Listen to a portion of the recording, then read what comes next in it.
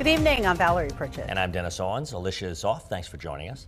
Well, the Dauphin County HazMat team is getting much needed grant funding. That money helps pay for new gear to keep crews safe. Sonica Barga joins us now with more. Sonica.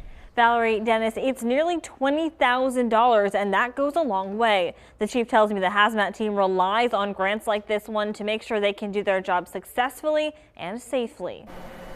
Our safety first and foremost is important. The Dauphin County HazMat team responds to a wide range of issues, and each one requires something different. It's very important for our safety and the community that we have the right gear for what we're doing. That can be expensive. Chief Robert Hill says protective gear is good for 10 years and needs to be replaced on time. So heaven forbid we would have an accident or something like that, and somebody was using gear that was out of date, that could be a liability. The HazMat team is funded by fees from chemical reporting facilities, but Hill says that doesn't cover everything. Those fees were established back in 1990, and so, with inflation and things like that, all rising costs, that really forces us to look for other sources of funding. They rely on grants, recently close to $20,000 from National Pipeline Company Energy Transfer. It goes without saying we appreciate the partnership. The company's First Responder Fund focuses on these grants To help the folks who are vitally important to the communities where we operate, our first responders.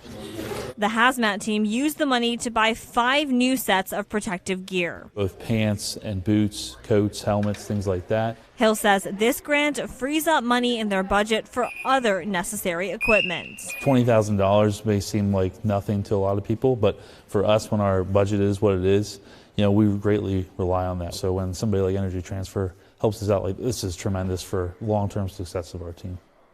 The HazMat team is also getting ready to replace the suits they use to respond to hazardous chemical incidents. That will cost between $12,000 and $20,000. In the studio, Sonica Bargo. Valerie, back to you.